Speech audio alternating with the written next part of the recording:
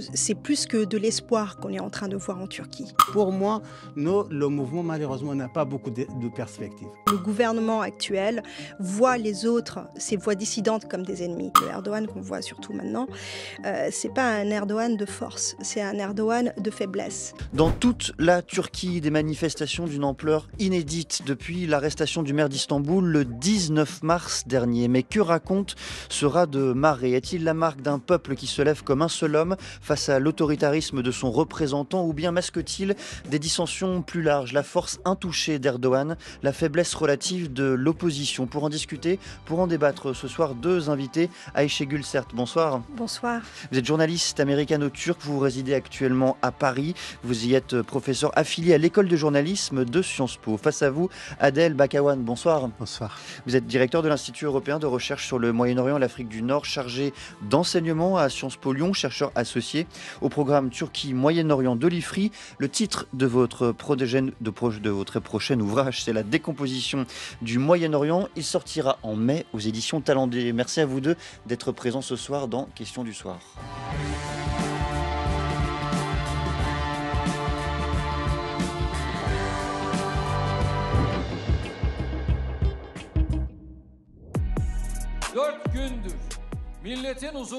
Ils font tout ce qu'ils peuvent pour troubler la paix de la nation et polariser notre peuple. Ils insultent tous ceux qu'ils rencontrent, attaquent nos officiers de police qui ne font que leur travail, intimident les membres de l'appareil judiciaire qui enquêtent sur les cas de corruption et suppriment la volonté nationale en recourant au terrorisme de rue. Erdogan donne des instructions injustes et illégales les unes après les autres. Le mal qu'il fait est une fois de plus d'imposer des fardeaux économiques à notre nation. Même s'il décide de tout, Erdogan n'assume jamais aucune responsabilité. Il y a eu des accusations injustes, illégales et injustifiées contre Monsieur le Président Erdogan en ce qui concerne l'enquête, et elles ont dépassé les limites du respect. Ils ont essayé d'associer l'enquête judiciaire à notre président. Nous rejetons sans équivoque ces déclarations faites de manière irresponsable. Et je voudrais que l'on commence par qualifier ce à quoi on assiste, ce qui traverse présentement la Turquie. S'agit-il d'un mouvement social, politique d'ampleur inédite peut-être depuis les manifestations de 2013, ou bien assiste-t-on là à un embryon de révolution? Adel Bakawan. Écoutez, la question est très intéressante. Est-ce que il s'agit d'un mouvement social, sociologiquement parlant, d'un mouvement révolutionnaire ou d'un mouvement terroriste, comme il vient de le dire le président, n'est-ce pas, Recep Tayyip Erdogan? Parce qu'en fait, chacun de cette terminologie a une définition. Nous, les sociologues, on a des cadres bien définis pour mettre en perspective un mouvement social, un mouvement révolutionnaire et un mouvement terroriste. Alors, mouvement terroriste, on va peut-être l'écarter tout de suite, non? Exactement, si, absolument. Et même un mouvement révolutionnaire, et je me pose même sur la question du mouvement social. Est-ce que c'est un mouvement social ou pas? C'est ça la question. En tout cas, c'est un mouvement massif. C'est un mouvement... on peut même aujourd'hui dire que c'est un mouvement national. Avant, c'était un mouvement d'Istanbul. Désormais, on peut parler d'un mouvement national. Qu'est-ce qui différencie, pardonnez-moi, le mouvement social du mouvement massif alors? Un mouvement social est un mouvement qui a la conflictualité à la place de la lutte. Quelle est la différence entre les deux? Le conflit, lorsque vous adoptez la conflictualité à la place de la lutte, c'est que celui qui est en face de vous est un adversaire et non pas un ennemi. Or, aujourd'hui, lorsqu'on analyse régulièrement à la fois le discours des dirigeants, des cadres dirigeants de ce mouvement, des militants. Moi, j'ai 12 chercheurs au sein et tous les jours, ils sont dans le mouvement. Ils passent un peu partout, ils font des entretiens.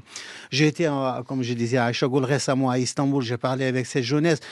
On a l'impression qu'on est on considère à la fois Recep Tayyip Erdogan comme un ennemi, mais pour d'autres comme un adversaire. On n'a pas encore tranché. Et ensuite, un mouvement social a un programme, non pas des slogans. Aujourd'hui, le mouvement a des slogans et non pas un programme bien déterminé. Pourquoi un programme bien déterminé? Parce qu'un mouvement social n'est pas dans la rupture. Le mouvement révolutionnaire est dans la rupture. On veut vraiment couper avant, en avant et en après.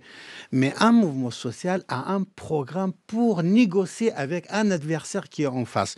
Tout ça n'est pas tout à fait clair et c'est normal. Pourquoi c'est normal? Parce que le mouvement vient commencer et parce que pour moi j'ai un mot et après je m'arrête. Un mot pour qualifier ce mouvement, c'est l'espoir. C'est un mouvement qui exprime, certes, il est sorti pour défendre Akram Imamoglu, mais au-delà de ça, c'est un mouvement qui exprime un grand espoir de la part... C'est pas une catégorie sociologique, ça? Non.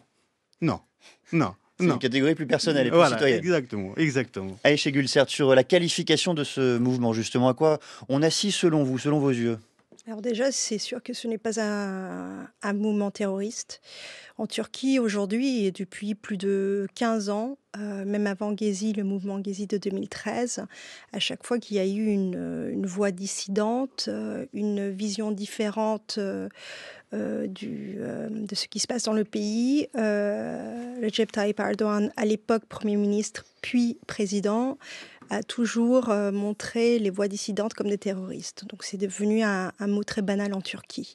Les journalistes peuvent être des terroristes, les artistes, etc. Les Kurdes, les Kurdes, les Alévis, tout. Tout ce qui dérange peut être vu comme terroriste par le gouvernement. Je ne suis pas d'accord avec... est-ce qu'on l'appelle un mouvement social, un mouvement autre, une révolution? Moi, ça ne m'importe pas. Ça, c'est quelque chose, c'est une approche, je comprends d'où ça vient, mais c'est une approche pour moi très intellectuelle, très sociologique, sûrement politique, et c'est très bien. Mais sur le terrain, là on en parle aujourd'hui, où les hommes et des femmes, dans plus de 55 provinces des 81 provinces en Turquie sont à la rue jour et nuit, où il y a plus de 350 étudiants qui peuvent être vos enfants, mes neveux, etc., sont emprisonnés au lieu d'être à l'école. Je pense que c'est plus que de l'espoir qu'on est en train de voir en Turquie. Ce qu'on voit aujourd'hui en Turquie, je ne pense pas que c'est une question de ennemi-adversaire. Je pense que le gouvernement actuel voit les autres, ces voix dissidentes, comme des ennemis. Le perspective de menace ne vient pas de la part des contestataires, ça vient de la part de ceux qui ont peur de perdre leur trône. Ceux qui sont à la rue aujourd'hui, quels que soient authentiquement, qu'ils soient de droite ou de gauche, que ce soit des gens qui ont voté dans le passé pour Erdogan ou bien pour son parti politique AKP, ou bien qui n'ont jamais voté pour lui, que ce soit des jeunes ou des vieilles, des retraités, des Kurdes, etc. Ils ne sont pas contre quelqu'un. Ils sont pour quelque chose. Et je pense que ce pourquoi ils sont pour, c'est pour l'état de droit. C'est pour l'état de droit. C'est pour la démocratie. C'est pour la Turquie et pour que la Turquie continue à être laïque et une démocratie.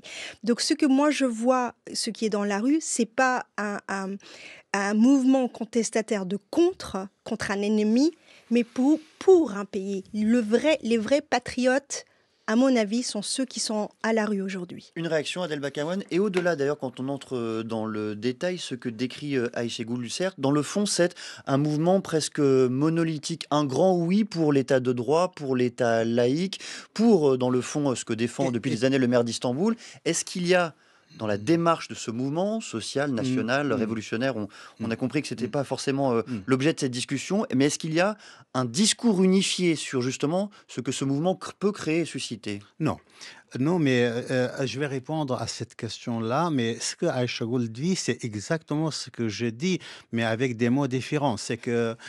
Chacun les vôtres. Exactement. Ce que tu décris, Aïcha Goul, ça exprime cet espoir que j'ai prononcé. C'est vraiment l'espoir. C'est-à-dire, le mouvement n'a pas un projet concret. Aïcha Goul fait non de la tête. Elle n'a pas l'air d'accord avec le fait que vous êtes d'accord. L'espoir, c'est quelque chose de très absurde, cher ami. Non, abstrait, tu voulais dire. Oui, mais c'est très abstrait et absurde aussi, dans le sens où, il y a 4 ans, qu'on parlait avant, il y a 4 ans, quand Imamoglu, le maire d'Istanbul, est devenu, en 2019, quand il est devenu maire, plus de 4 ans, on parlait d'espoir. Quand il y a eu les élections présidentielles, on parlait d'espoir. Aujourd'hui, il faut rappeler quoi, hein, parce que pouvoir. c'était une ville tenue c'était- par c'était- l'AKP. Si je peux juste développer pourquoi c'est un espoir. Alors, d'un parce mot, que Adel tout Bakawan. simplement, là, un petit mot, c'est que l'état de droit, mais Erdogan aussi, on nous parle de l'état de droit. La démocratie, mais Erdogan aussi, il nous parle de la démocratie. Je dis pas, il a raison, hein, absolument pas. Je dis, mais si on reste au niveau des slogans, lui aussi, il faut adopter exactement les mêmes slogans. Pourquoi je ne parle pas d'autre chose? Parce que tout simplement, le mouvement aujourd'hui, pour répondre à votre question, non, le mouvement n'est pas unifié. Le mouvement, et Aïcha Goul, elle le sait très bien qu'il y a d'autres micro-groupes qui souhaitent la radicalisation du mouvement au moment où le CHP souhaite vraiment garder la direction du mouvement tel qu'il est, c'est-à-dire un mouvement pacifique, démocratique, sans adopter d'autres logiciels, d'autres paradigmes. Et ensuite, lorsque je dis... CHP, c'est le parti d'Imamoglu, qui est un parti laïque et national. Voilà, lorsque Aïcha Goul me dit, mais Adel non, Bakawan, c'est un arrêtez projet... de parler c'est à un- mon nom. Je suis là, je pourrais oui, prendre tu la me dis- parole. Oui, non, mais bien sûr, bien sûr. Ouais. Quand tu me dis, c'est pour autre chose, c'est pour la démocratie, mais bien évidemment, mais regardons les rapports de force sur le terrain.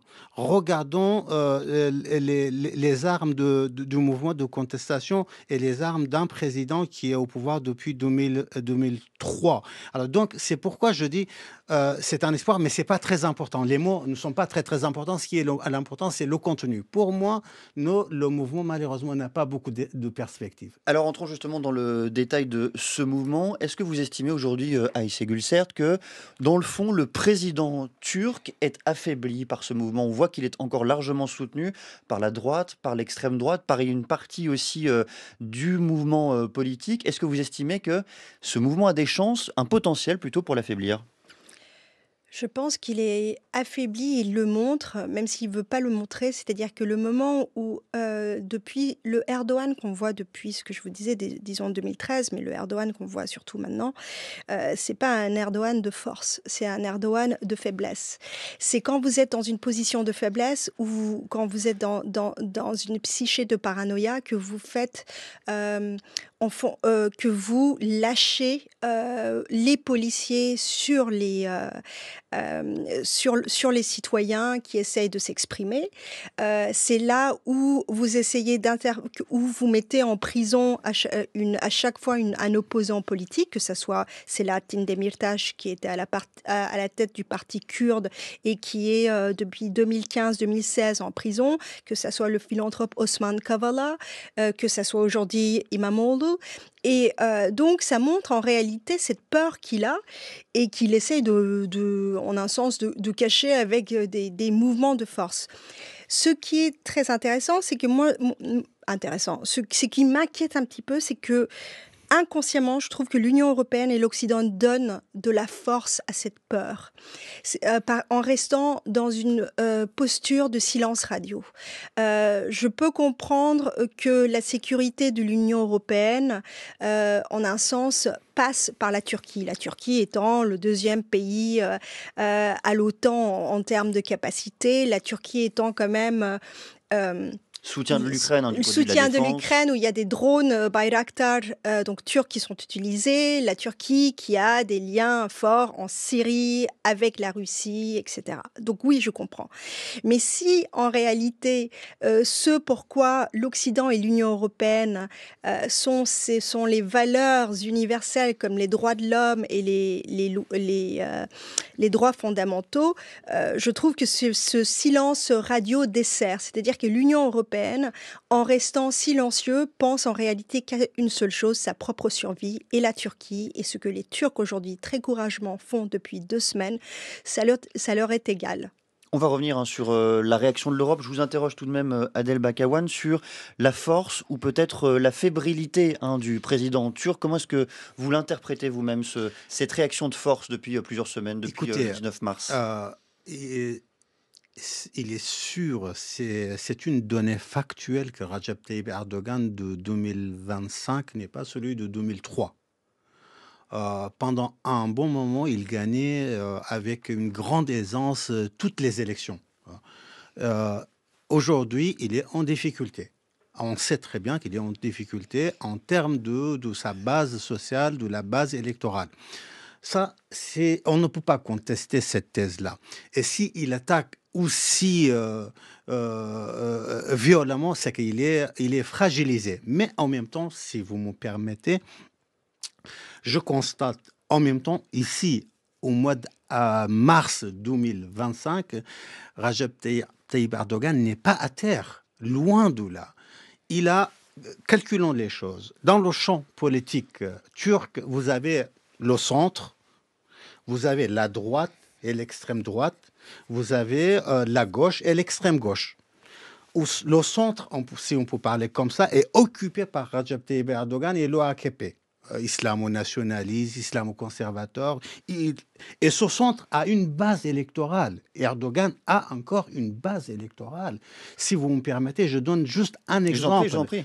L'année dernière, lorsqu'il y a eu des élections à Istanbul entre le candidat de Recep Tayyip Erdogan et İmamoğlu, le candidat du CHP, ils étaient presque à égalité en termes de vote si les Kurdes n'avaient pas tranché. C'est-à-dire, ce sont les Kurdes qui... Le groupe pivot, c'est les Kurdes. Les Kurdes ont voté massivement pour İmamoğlu contre le candidat de Recep. Cela nous dit, en termes sociologiques, c'est que la base électorale de Recep Tayyip Erdogan, donc le centre est encore occupé.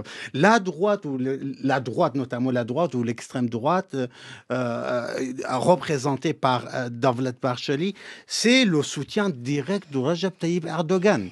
La gauche, c'est le CHP, c'est le DEM Parti, le parti pro-kurde et d'autres micro-partis. Là, il a parfaitement réussi par le processus de paix avec Öcalan et DEM Parti à s'aimer la fracture au sein de la gauche. Bien évidemment, on pourrait entrer dans les détails. Et maintenant, je voulais dire, Erdogan, à l'échelle nationale, il a quand même des armes. Et ensuite, depuis le coup d'État contre Erdogan, il a mis la main lourde sur l'armée, sur la police, sur le service de renseignement, sur la justice, sur les médias. À l'échelle moyen-orientale, depuis l'échec de l'axe de la résistance, c'est la Turquie qui monte en puissance. À l'échelle européenne, comme ça a été rappelé, la communauté européenne a fait l'abstraction totale de ce qui est la démocratie, les droits de l'homme, etc., pour se concentrer sur la sécurité, la question de la sécurité. Les États-Unis et la Russie... On va revenir sur la partie internationale. Je voudrais vous faire réagir quand même, Ayşe Gülsert, sur justement cette dimension nationale. Est-ce que sociologiquement, d'un point de vue électoral, au-delà d'Istanbul d'ailleurs, parce que Istanbul est évidemment un cas particulier à l'échelle de la Turquie, est-ce qu'à l'échelle nationale, Erdogan a justement ses fondements encore absolument solides? Il a ses fondements. Est-ce qu'ils sont solides? Non. Quand on regarde des sondages qui sont faits dans le dernier mois, à peu près le mois de mars, selon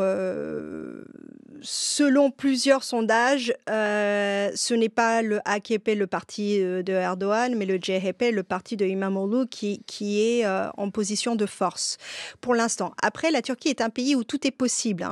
Oui, c'est vrai, Erdogan a tout. Militaire, 90%, il a l'armée, 90% des médias sont pro-gouvernement. Oui, la police qui laisse lyncher en gaz lacrymogène et en canon à eau sur les citoyens, oui. Mais le président turc a touché à quelque chose qui est sacré pour les Turcs, c'est le droit de vote.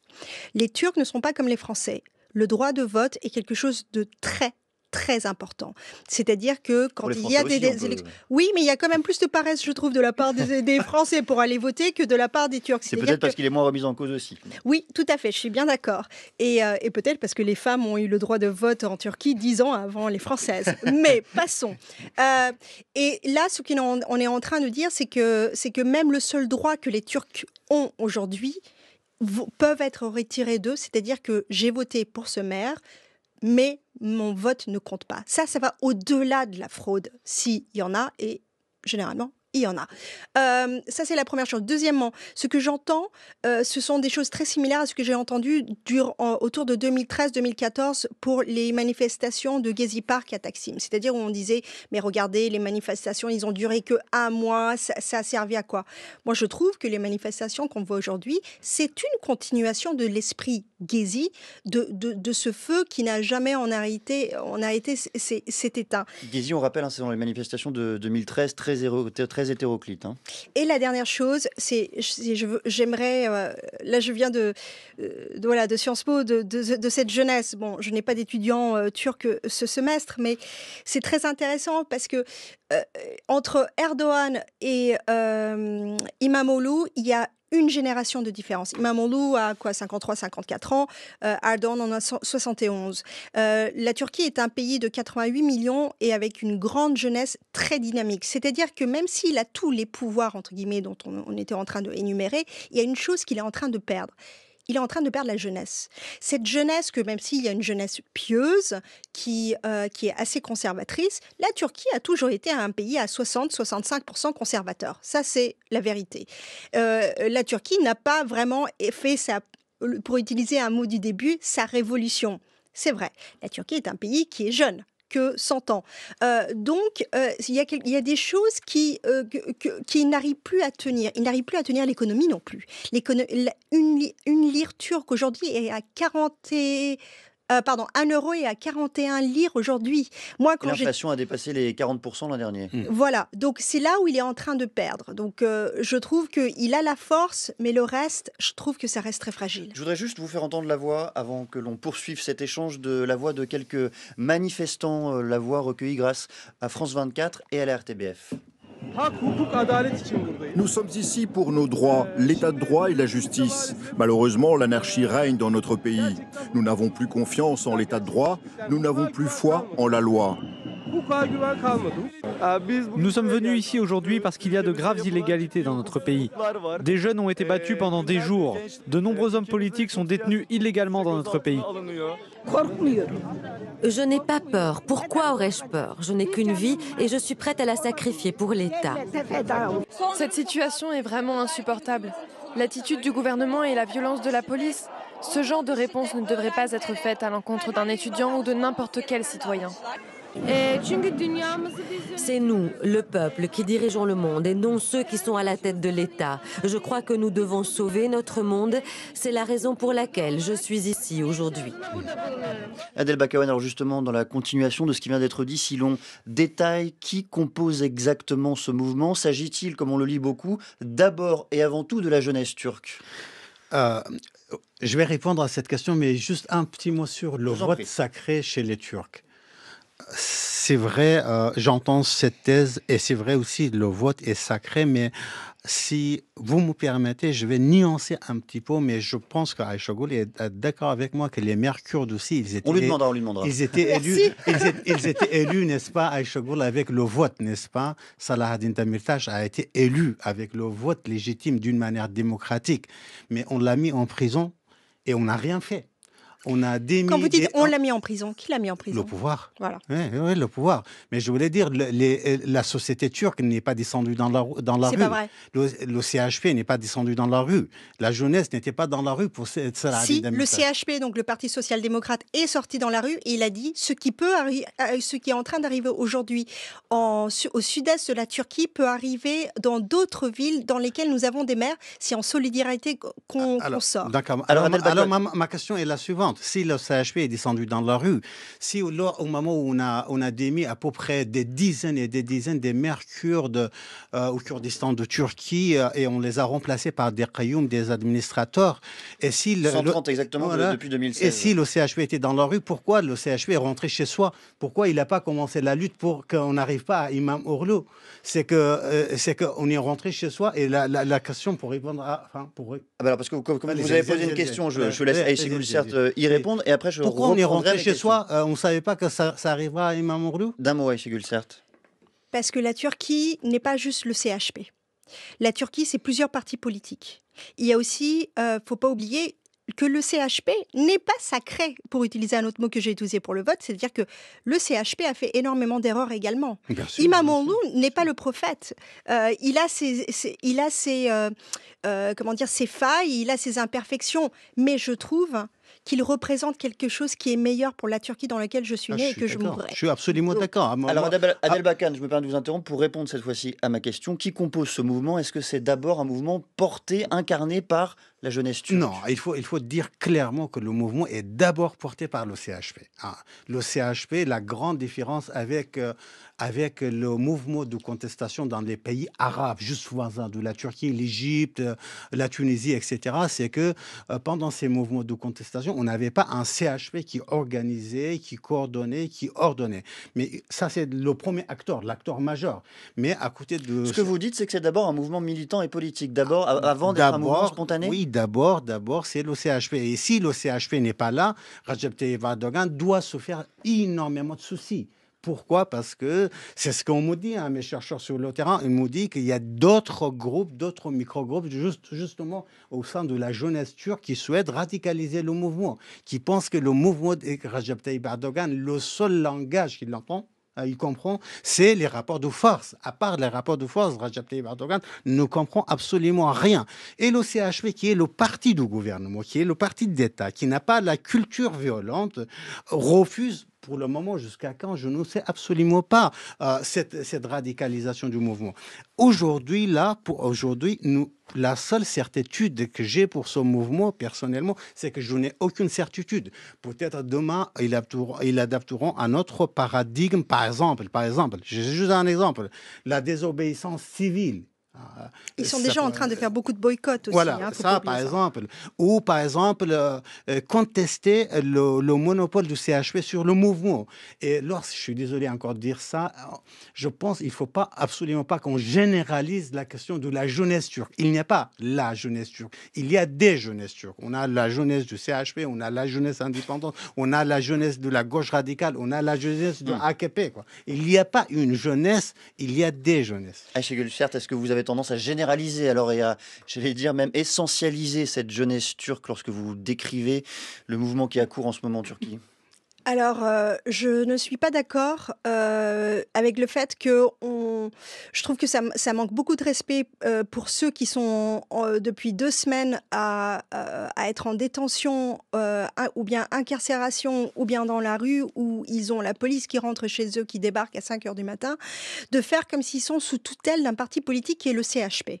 Je trouve que quand vous parlez aux personnes, et je le fais quotidiennement, et même si je ne suis pas chercheur dans votre institution, c'est que ce que vous entendez, c'est que je ne le fais pas parce que je suis pour le CHP, je le fais parce que je ne veux pas que mon pays devienne une autocratie. Je le fais pour la démocratie. Je le fais pour mes enfants, mes petits-enfants. Donc, c'est pour un futur meilleur. Donc, de dire que c'est un parti politique qui a mis sous tutelle ce mouvement est un manque, je trouve, de perspective sur ce qui se passe. Bien sûr, monsieur, la jeunesse, on peut pas dire que dans la jeunesse, il y a quelque chose, juste une seule chose. Mais dans cette jeunesse, il y a ceux qui ont voté dans le passé pour le AKP et qui sont à la rue en train de dire non. Non, je veux avoir un meilleur futur. Oui, je veux avoir un meilleur futur. Oui, je veux pouvoir voter. Non, tu peux pas me prendre mon droit de faire mes études. Non, tu ne peux pas enlever le diplôme universitaire à un homme, ce qui a été le cas pour le maire d'Imamoglu, pour qu'il ne puisse pas se présenter à la présidentielle. Donc bien sûr qu'il y a des fractures, bien sûr qu'il y a des divisions. On est en train de parler de la Turquie, qui a une richesse et une faiblesse de toutes ces différences. Donc non, il n'y a pas que des jeunes. J'ai une mère de 79 ans qui est à la rue, qui dimanche dernier a voté pour Imamoglu, et Dieu sait qu'elle ne vote pas toujours pour le CHP. Vous voyez ce que je veux dire ? Très bien. Je voudrais qu'on reprenne ce que disait un peu plus tôt Ayşegül Sert et qui était intéressant. Dans le fond, faut-il condamner par ailleurs le silence quasi absolu des Européens, le soutien même des États-Unis, ça on le connaît depuis l'élection de Donald Trump, mais le silence des Européens, est-ce que là encore il y a une forme de cynisme parce que la Turquie est un allié sur le dossier ukrainien et sur le dossier peut-être des réfugiés? Mais oui, absolument. Mais juste permettez-moi une phrase.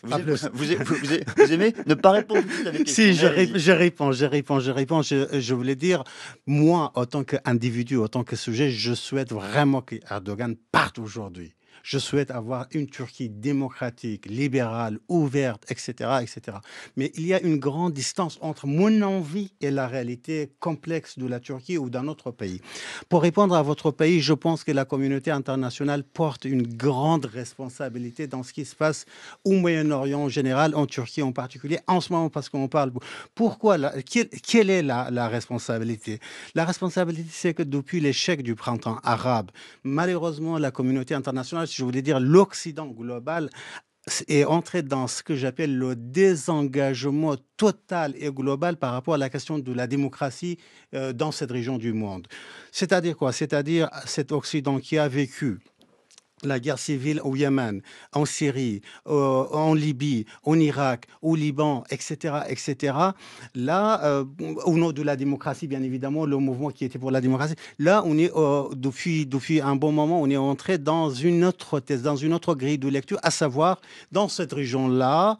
Le monde musulman d'une manière particulière, la Turquie fait partie de ce monde. C'est une exception qui n'est pas tout à fait mûre pour la démocratie, pour l'ouverture, pour les droits de... Et donc, au nom de cette thèse-là, on soutient les trois principes: la sécurité, la stabilité et peut-être le développement économique. Et donc, aujourd'hui, malheureusement, j'analyse en détail la réaction des pays européens, pour que je nomme pas, le mot Erdogan n'est pas prononcé. Personne ose à critiquer Erdogan autant que personne. Or, on sait très bien que c'est lui derrière tout. La police, la justice, l'armée, le service, tout est à sa disposition. Sans sa signature, rien se fait. Et là, on dit, oh, la Turquie doit respecter. Mais les manifestants représentent aussi la Turquie, n'est-ce pas? Alors donc, je voulais dire, à un moment donné, cette communauté internationale est pour quelque chose. Ayşe Gülsert, mais cette communauté internationale, elle aurait les moyens de faire quelque chose au-delà de la condamnation morale? Oui. Alors, quelques idées. Donnez-les-nous. Premièrement, peut-être que faut pas oublier que la Turquie est un grand importateur et exportateur de l'Union européenne, et que peut-être que l'Union européenne peut essayer de trouver d'autres ressources que la Turquie en termes d'échange. Deuxièmement, en termes de l'Allemagne qui a récemment dit et beaucoup d'autres pays comme la France qui sont en train de penser à comment devenir des pays avec une armée plus forte, et donc ils peuvent ne pas passer par les drones turcs et ils peuvent, en un sens, entre guillemets, boycotter la Turquie afin de ne plus faire d'échanges.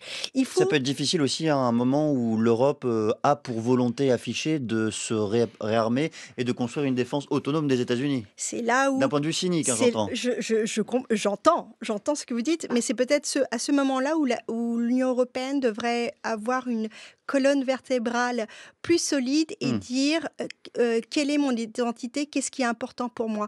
Et je pense que afin de ne plus avoir ce double discours que l'on voit de la part de l'Union européenne et des Occidentaux depuis longtemps. Après, une dernière chose, je comprends les Européens, je comprends les Occidentaux. Il y a un choc déjà avec les États-Unis de Donald Trump, où ils se sentent complètement délaissés. Donc, ils sont en mode de survie, à essayer de trouver des solutions. Et quand on essaie de trouver des solutions, quand on est en mode de survie, on ne peut pas représenter toutes les belles choses, comme la démocratie dans d'autres pays. Et en même temps, il ne faut pas oublier que l'Union européenne a fait de son mieux dans les élections récentes en Turquie, et qu'ils ont été très déçus du résultat, c'est-à-dire où Erdogan il a gagné. C'est-à-dire qu'ils peuvent aussi dire on ne comprend pas ce peuple qui veut un changement mais qui continue à voter pour la même personne. Donc je comprends l'Union européenne, mais je pense qu'il y a des solutions. Je pense qu'il devrait, pour utiliser un mot que vous avez utilisé, cher Adel, utiliser plus de force face à la Turquie, parce que la Turquie ne comprend plus de ces mots de diplomatie que les Européens généralement excellent. Sur le rapport à l'Europe, Adel Bakawan, vous êtes sur la même ligne? Oui, absolument. Je partage absolument. Moi aussi, je comprends. Je comprends l'Europe parce que géopolitiquement, et en termes de sécurité, en termes même d'économie, on est entré malheureusement dans une relation de conflictualité avec la plus grande puissance au monde, les États-Unis d'Amérique. Et donc là, on a besoin de cette Turquie, pas Turquie, de Recep Tayyip Erdogan, de son armée, etc. Je comprends. Mais sur le moyen terme, l'Europe l'Europe payera très très cher. Peut-être à court terme, on peut gagner quelque chose, mais juste un dernier mot, malheureusement, le mouvement de contestation en Turquie est seul. Et seul pourquoi? Parce que tout simplement, le contexte de l'autoritarisme de Donald Trump, de Poutine, de Mohamed Ben Salman, de Mohamed Ben Zayed, d'autres, c'est tout à fait favorable au maintien d'un pouvoir autoritaire en Turquie et non pas d'un mouvement de contestation démocrate. Et laisse les Turcs face à eux-mêmes. Je voudrais vous faire entendre la voix d'un homme, c'est le rédacteur en chef de SZC TV. Nous sommes punis pour avoir couvert les événements, pour avoir tenté de faire entendre la voix des citoyens dans la rue, pour avoir diffusé les récents grands rassemblements publics qui ont eu lieu en Turquie. Je ne pense pas que cela ait un sens. Nous sommes punis pour avoir simplement fait notre travail. Donc cela n'a aucune importance. Le Haut Conseil turc de l'audiovisuel, on le rappelle, avait empêché cette chaîne de diffuser parce qu'elle diffusait elle-même les manifestations, une interdiction qui avait duré plus de 10 jours. Et on rappelle par ailleurs que 2000 personnes ont été arrêtées en Turquie depuis le début de la contestation, dont une dizaine de journalistes. Ayşe Gülsert, le rapport aux journalistes, le rapport de l'État aux journalistes, turcs comme étrangers d'ailleurs, que raconte-t-il aujourd'hui ? Ça raconte une longue histoire qui date, je pense, de la création de la Turquie. C'est-à-dire que en Turquie, écrire, s'exprimer a toujours été difficile. La Turquie n'a jamais fait face vraiment à son vraie histoire, que ça soit ou à sa vérité arménienne, à sa vérité kurde. Et donc, les journalistes ont écrire, être journaliste, poser des questions, penser pour soi-même, s'exprimer, a toujours coûté. Ça a toujours eu un prix fort pour les Turcs. Mais je voulais juste au cas où j'aurais pas le microphone à nouveau, dire qu'en partant, j'ai un étudiant français qui n'est pas du tout très politique et en partant de Sciences Po m'a dit professeur Serge, je sais, j'ai passé mon week-end à lire un écrivain journaliste qui s'appelle Nazım Hikmet. Est-ce que vous le connaissez? Et Nazım Hikmet était un journaliste et un écrivain, un poète, qui a très longtemps été exilé à cause de sa voix dissidente en un sens et qui est mort en un sens d'une brisure de cœur parce qu'il n'a jamais pu voir son pays natal. Elle m'a donné un poème qu'elle lit et qui s'appelle Vivre. Et là, ça disait l'arbre qui donne des grenades une fois par an, que c'est beau de vivre. Et moi, je pense que le mouvement de contestation qu'on voit aujourd'hui en Turquie, en vérité, ce sont les pas de Nazım Hikmet et de ceux qui sont venus avant eux qui sont en train de compter. Donc, quand vous avez passé le petit passage en disant droit, liberté, justice, en vérité, ils sont des échos des versets de Nazım Hikmet des décennies plus tard. Je vous redonne alors le microphone pour que vous puissiez les reciter à nouveau. Je vous en prie, redonnez-nous ces quelques vers. Le poème s'appelle Vivre. Et il y a une ligne qui dit « L'arbre qui donne des grenades une fois par an, que c'est beau de vivre ». Nazım Hikmet. Adel Bakawan, d'un mot, car nous arrivons déjà au terme de cette émission et de ce débat. Est-ce que vous êtes optimiste quant à la fin, à l'issue de ce mouvement? J'aimerais bien être optimiste, mais malheureusement, lorsque j'analyse les données factuelles, je ne peux être pessimiste. Je vous remercie tous les deux de cette discussion. Ayşe Gülsert, vous êtes journaliste américano-turc et vous résidez actuellement à Paris, professeur affilié à l'école de journalisme de Sciences Po. Adel Bakawan, directeur de l'Institut européen de recherche sur le Moyen-Orient et l'Afrique du Nord, chargé d'enseignement à Sciences Po Lyon, chercheur associé au programme Turquie-Moyen-Orient de l'IFRI. On redonne le titre de votre prochain ouvrage à paraître en mai chez Talandier, La décomposition du Moyen-Orient. Merci à vous deux.